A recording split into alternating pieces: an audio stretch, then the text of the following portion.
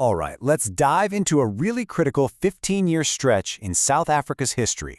This is the story of how the fight against apartheid was forced to transform, shifting dramatically from peaceful protest to armed resistance.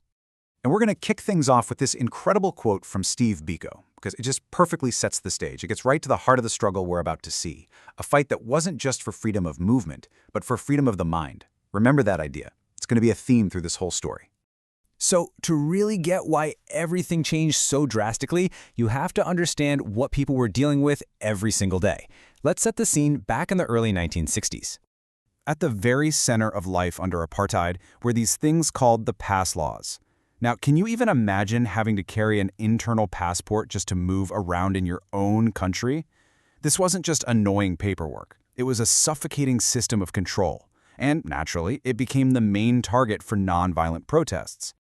This all comes to a head on one single day, March 21st, 1960. In a township called Sharpeville, a crowd of about 5,000 people came together. They were unarmed. Their protest was totally peaceful. The plan was simple: turn up at the police station without their passes and offer themselves up for arrest. But the state? They weren't there to talk. They were there with guns. Without any warning, police just opened fire on the crowd of peaceful demonstrators.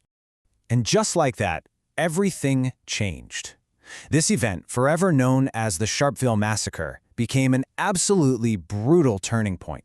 It sent a horrifying message to the world. The apartheid government was willing to do anything to hold on to power. The fallout from Sharpeville was instant, and it would completely change the game for the entire liberation struggle. The government didn't just stop there. Oh no, they went for the jugular. They completely banned the two biggest liberation movements, the ANC and the PAC, which was led by Robert Sobukwe. This move effectively slammed the door on any kind of legal, peaceful opposition.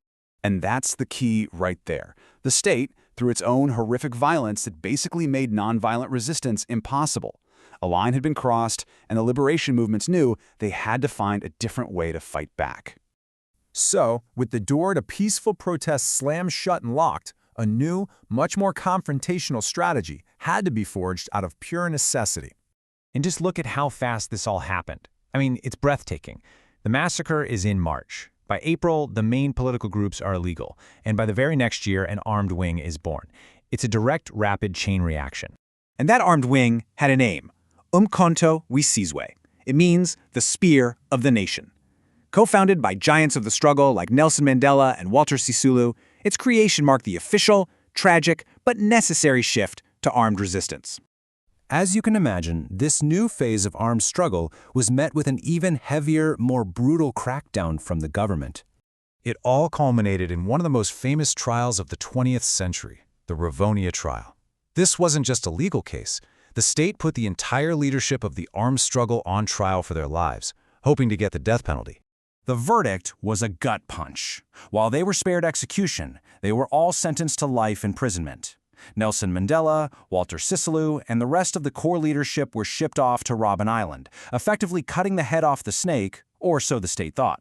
So in one fell swoop, the movement's entire internal leadership was just gone. The struggle didn't die, not by a long shot, but it had to go underground and overseas.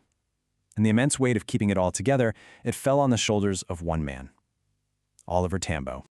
And you have to appreciate the absolutely impossible job Oliver Tambo had.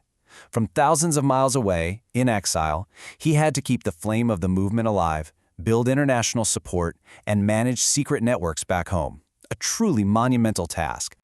But, nature abhors a vacuum. With the old guard either in prison or in exile, a huge political space opened up inside South Africa. And into that silence, a powerful new idea started to grow. So yeah, the question is, how does a movement even carry on when its leaders are locked away and you can't even protest openly anymore? Well, the answer came from the youth, a whole new generation of activists. And at the forefront of this new wave was that unbelievably charismatic and brilliant thinker we mentioned earlier, Steve Biko.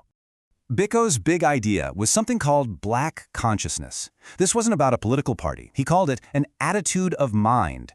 The core idea was simple but revolutionary. You cannot be physically free until you are mentally free. It was about throwing off the psychological chains of apartheid, rejecting any sense of inferiority, and taking immense pride in Black identity, culture, and history. And this was not just some academic theory. No, this idea spread like wildfire, lighting a fire in a whole new generation, and setting the stage for the next massive confrontation with the state.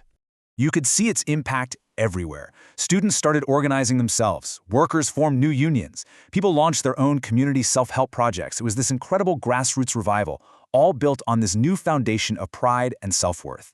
So you've got this entire generation feeling empowered and proud for the first time, and then the government makes a colossal mistake. They pass a law forcing schools to teach in Afrikaans, a language widely seen as the language of the oppressor. It was like throwing a lit match into a room full of gasoline. So that really leaves us with a final critical question, doesn't it?